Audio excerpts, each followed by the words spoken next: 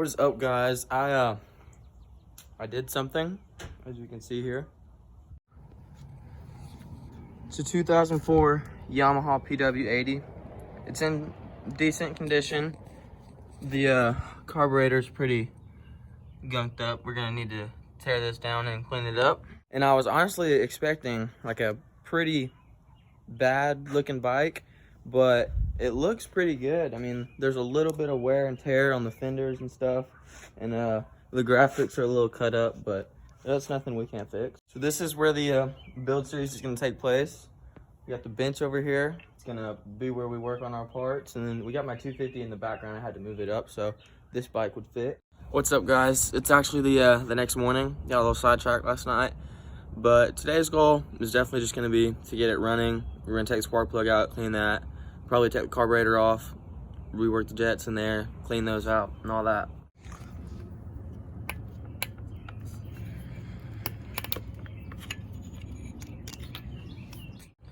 Now we're just gonna screw the spark plug out and see what it looks like. And we've actually got a little bit of oil coming out, but that is dialed. So I cleaned the spark plug. We're gonna put it back in, and I'm gonna see if that will do the trick, which it probably won't, and I can almost guarantee that I need to take the carburetor off to get it run. Not big enough. There we go. And then quarter of a turn. This should be it. So looking at this, I turned the gas off, and I'm thinking this screw, and pull that cord off, and I should be able to pull it out.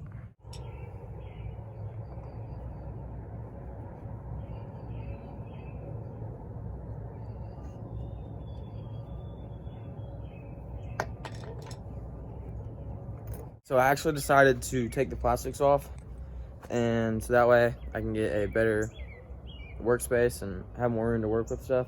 So I started to take the back fender off, which was this bolt, these two bolts, and then these bolts were, or no, these bolts were the seat, and then these two bolts held on the strap and the back fender. The fuel tank off now, which I took the strap off, and then should be this bolt, and then disconnect down here.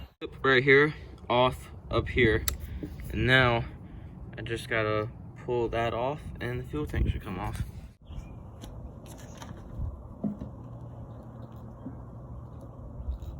Go.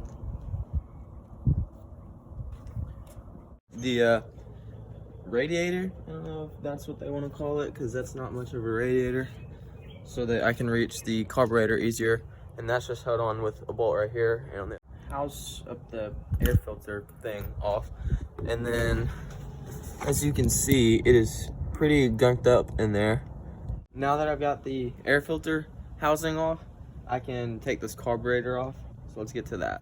Now that I've got the carburetor dismounted, I've got the throttle right here, and then the choke right there to still get off. So figure out how to do that now. So I just got the carburetor off, and I ended up having to take out the two bolts on the top, which were this little plate right here, and then the choke and throttle slid out of their little holes right there. So now that I've got the carburetor out of the bike, I'm gonna push the bike back into the garage so that I can get to work on specifically the carburetor, and then we're gonna put it back in and see if we can get it started.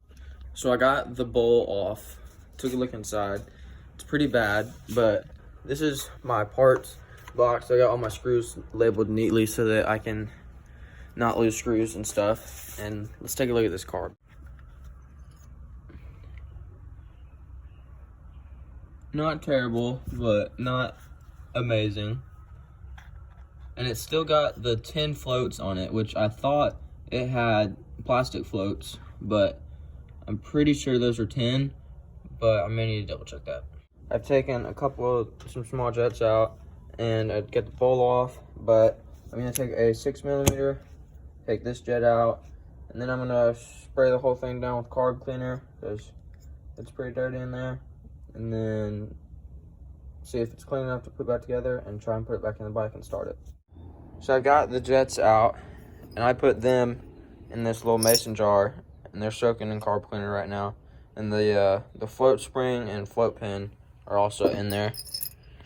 And then I got this grape juice bottle that I'm gonna fill up with carb cleaner, and I'm gonna soak the carburetor. But first I gotta take the hoses off. And then for the floats, the spring and pin I put in there, but I'm just gonna spray these and wipe them off. All right, that carburetor soaking in there, carburetor and the bowl. As you can see up there at the top, there's already stuff coming off of it. So I'm gonna leave that for 10 or 20 minutes and then come back and clean that out. All right, so I'm assembling the carburetor back together, putting all the jets in and everything. Look at how much stuff came off of that. That's terrible. The jets are in, just gotta put the bowl on.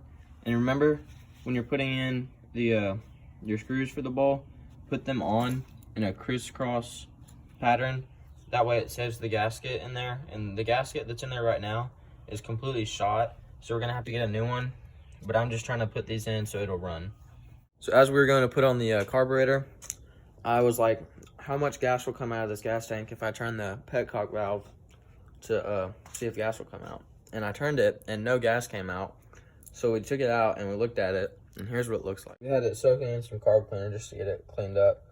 And the little seal right here is coming out, and then this little tube that goes up into the gas tank is rusted to pieces, and part of that rust came off into the gas tank. So we're gonna fill the water, or the gas tank, up with water to try and get the little pieces of rust to float out.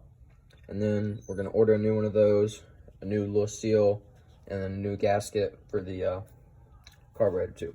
So on the Pw80s, they usually with two-stroke, since it is two-stroke, you run mixed gas. But with these, they have a separate oil canister right here, and then you run regular gas, and the oil pumps oil into the gas when in the carburetor, and all that gets mixed gas. But we're gonna do a oil pump delete kit so that we can just run straight mixed gas in it.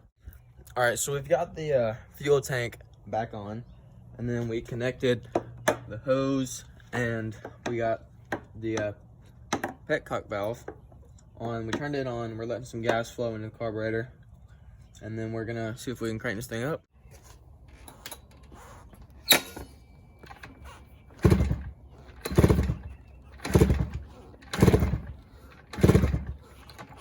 Nope.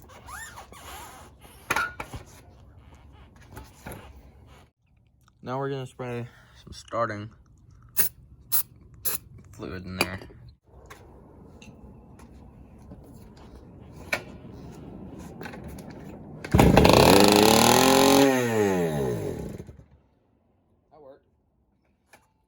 So as you just saw, the throttle for the Pw80 is stuck absolutely wide open.